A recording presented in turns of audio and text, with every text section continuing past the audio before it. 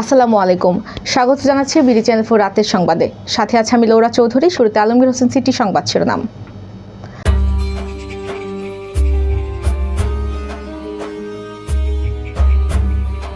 জাতীয় মানবাধিকার কমিশনের সব সদস্যের পদত্যাগ। কিশোরগঞ্জ শিল্প ও বাণিজ্য মেলা উদ্বোধন করলেন এমপি মাঝহারুল। মিঠামইনের ডিএসকের উদ্যোগে ফ্রি চক্ষু ক্যাম্প অনুষ্ঠিত। করিমগঞ্জে যৌথ বাহিনীর অভিযান। অবৈধভাবে ভোজ্য তেল মজুত করায় ব্যবসায়ীকে 30,000 টাকা জরিমানা। পহেলা বৈশাখের গানে সালমা। রেল যোগাযোগ পুনরুদ্ধার ইরানের। বাংলাদেশ সফরের আগে নিজেদের দুর্বল মানতে নারাজ নিউজিল্যান্ড অধিনায়ক। শুনছিলেন আলমগীর হোসেন সিটি সংবাদ শিরোনাম। এবার সিটি লেভ বিস্তারিত।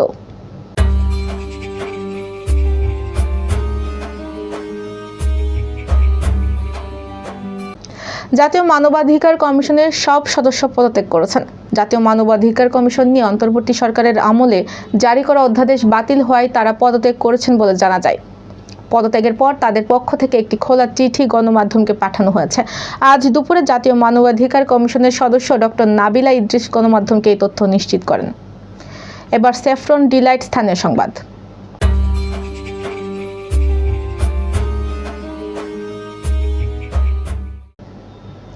ব্যাপক উৎসাহ উদ্দীপনার মধ্য দিয়ে কিশোরগঞ্জে মাসব্যাপী শিল্প ও বাণিজ্য মেলা 2026-এর উদ্বোধন অনুষ্ঠিত হয়েছে।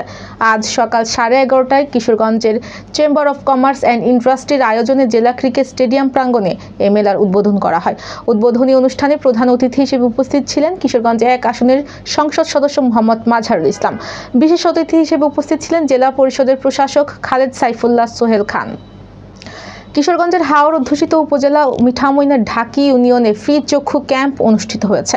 আজ বেসরকারি উন্নয়ন সংস্থা দুস্থ স্বাস্থ্য কেন্দ্র দিনব্যাপী এই চক্ষু ক্যাম্পের আয়োজন করেন।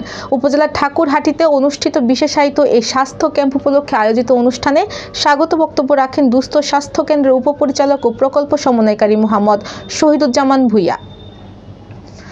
কিশোরগঞ্জের করিমগঞ্জে যৌথ বাহিনীর সমন্বয়ে ভ্রাম্যমাণ আদালতের অভিযানে অবৈধভাবে ভোজ্য তেল মজুত করায় এক ব্যবসায়ীকে 30,000 টাকা জরিমানা করা হয়েছে।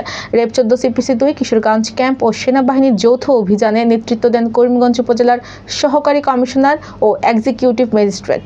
গতকাল বেলা 10টা থেকে বিকেল 4টা পর্যন্ত পরিচালিত যৌথ অভিযানে অবৈধভাবে ভোজ্য তেল মজুত করায় করিমগঞ্জের মেসার্স মিশা স্টোর নামক এক প্রতিষ্ঠানকে 30,000 টাকা জরিমানা করা হয়। এবার বেলিফুল ক্যাফে অ্যান্ড রেস্টুরেন্ট বিনোদন সংবাদ।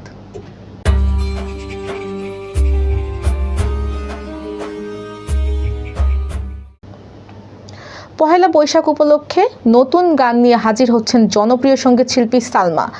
ইউসুফের কথায় গানটি সুর করেছেন আবুল কাশেম আর সঙ্গীতায়োজনে আলাউদ্দিন। সালমা জানান গানটির পহেলা বৈশাখেই অবমুক্ত হতে চলেছে। এই গানের বাইরেও সালমা আরও কমপক্ষে 1 ডজন নতুন গান নিয়ে ব্যস্ত সময় পার করছেন। পাশাপাশি চলছে তার স্টেজ শো। এবার জীবনদীপ হেলথ সেন্টার আন্তর্জাতিক খবর।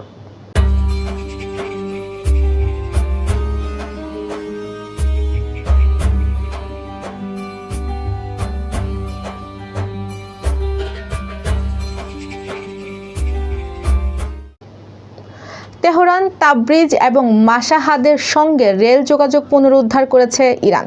এই খবর জানিয়েছে ইরানের সরকারি বার্তা সংস্থা ইরনা। এক প্রতিবেদনে তারা জানায় তেহরানের সঙ্গে তাবরিজের সঙ্গে মাশহাদের রেল লাইন সংস্কার করা হয়েছে। এতে 4 থেকে 5 দিন বন্ধ থাকার পর রেল যোগাযোগ পুনরায় সচল হলো। ইরনা আরও জানায় সংস্কার করা লাইনে তেহরান থেকে তাবরিজের ভ্যান ট্রেন রাতে তুরস্কের পথে রওনা হয়েছে। এবার জাপান এডুকেশনাল বিডি খেলার খবর।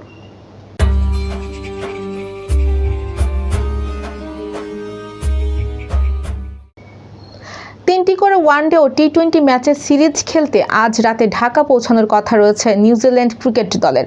কাগজে কলমে কিউই দলকে দ্বিতীয় বা তৃতীয় সারির মনে হলেও ভারপ্রাপ্ত অধিনায়ক টম ল্যাথামের মতে তার দলের সবাই আন্তর্জাতিক ক্রিকেটের অভিজ্ঞতা সম্পন্ন।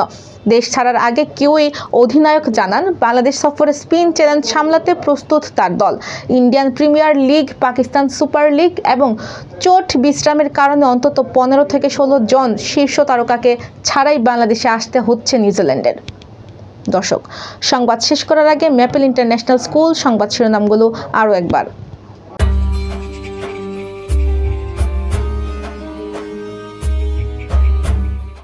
জাতীয় মানবাধিকার কমিশনের সব সদস্যের পদত্যাগ। কিশোরগঞ্জ শিল্প ও বাণিজ্য মেলা উদ্বোধন করলেন এমপি মাঝহারুল। মিঠামইনের ডিএসকের উদ্যোগে ফ্রি চক্ষু ক্যাম্প অনুষ্ঠিত।